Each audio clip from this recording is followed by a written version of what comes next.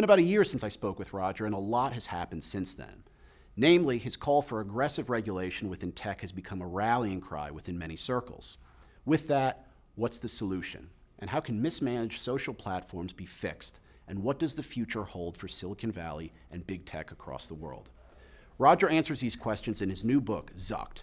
But for more, let's head to the source. A lot has happened since we last spoke. Yeah, a lot has happened. Well, congrats first on the publication of your book, Zucked. Fantastic. With that in mind, I want to get things started off by asking you about Mark Zuckerberg. It's the 15-year anniversary of Facebook. He recently came out in a post and said that he's going to commit $3.7 billion to safety and security. Do you view that as a win, given the fact that your message is that Facebook and the dark side of the internet represents a clear and present danger to democracy? Or do you view that message from Mark as window dressing a crisis? Well, so I would like to believe that it's going to be really effective.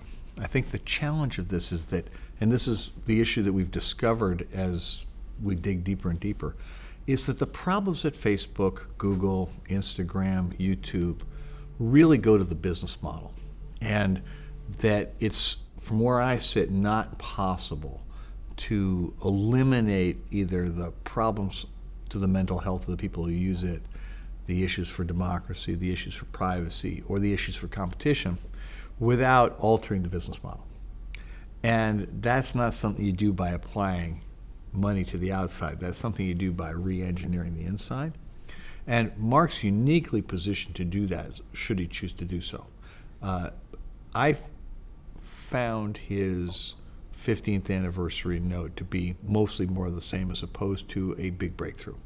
And I wasn't expecting different at this point. You know, I first reached out to him in October of 2016, and at the time, I think they were surprised by what I was pointing out, the connections I was making. By October of 2017, it was indisputable. There was a lot of evidence that the issues I was talking about were real, that it was possible to use Facebook to interfere in an election.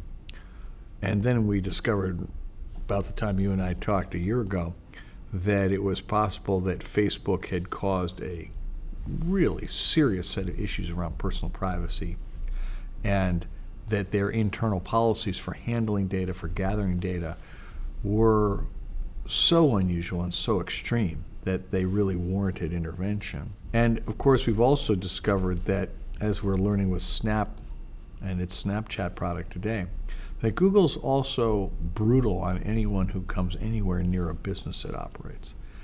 And Facebook's really brutal, excuse me. Google is as well. And those are not things that you can resolve with a blog post on the 15th birthday of your company. Those are things that require you going in and re-engineering how it operates. And I don't think they're going to do that quietly. I think they're going to have to give people a lot of notice. With that blog post in mind, I want to read you a little bit more from it. Mark said, quote, "There is a tendency of some people to overly emphasize the negative, and in some cases to go so far as saying the shift to empowering people in the ways the internet and these networks do is mostly harmful to society and democracy. To the contrary, while any rapid social change creates uncertainty, I believe that what we're seeing is people having more power and a long-term trend reshaping society to be more open and accountable over time." It sounds like he's talking directly to you. Well, I hope he is, okay? But the sad truth is that just last week, Apple had to evict both Facebook and Google from the App Store for 24 hours, revoke all their privileges, because they'd been trying to circumvent Apple's rules related to privacy with what they called a research app that spied on absolutely everything the user did. Now, they paid them a little bit of money, but a meaningful percentage of the people doing it were minors who clearly were not in a position to consent. And it's really clear from Apple's determination of the product that none of the users who were signing up for this had any idea what the implications of doing it would be. The prior week, Facebook found itself in litigation with families where Facebook's policies relative to in-app purchases on games resulted in kids running up bills in thousands of dollars.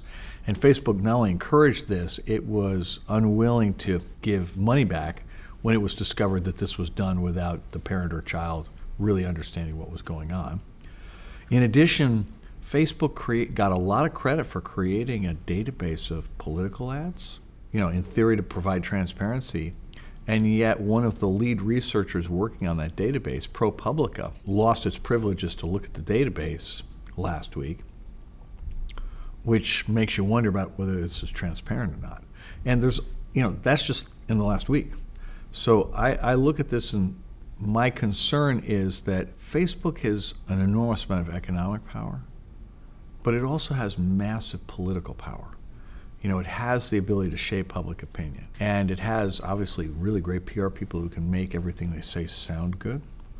But I think, in reality, it's very hard for anyone to influence the company. Mark has absolute control. And the company believes in its mission, which is connecting the whole world, so firmly that they're willing to justify pretty much any action to get there, including ones that run precisely contrary to what Mark just said. And so I look at this and say, I don't think the problem is Facebook as an app. I love Facebook as an app. I love sharing things. I love birthdays. I love, the things my band can do on it. So in that sense, I agree with him. Where my problem is the business model produces side effects that are the equivalent of chemical spills. And as we know from the chemical industry, for many, many years, nobody told them they had to clean up the mess. So they would pour, mercury and lead and things like that into rivers, and they would just dump it on the side of roads. And eventually society decided that was wrong and that they should pay the cost of cleaning that stuff up. And I think we're coming to the point where society is going to insist that internet platforms like Facebook and Google clean up the messes that they create and bear that cost. And that's the conversation I would like to have. Again, I'm not trying to get rid of Facebook. I'm not trying to get rid of Google. But I am trying to make sure that they are on balance a positive for society.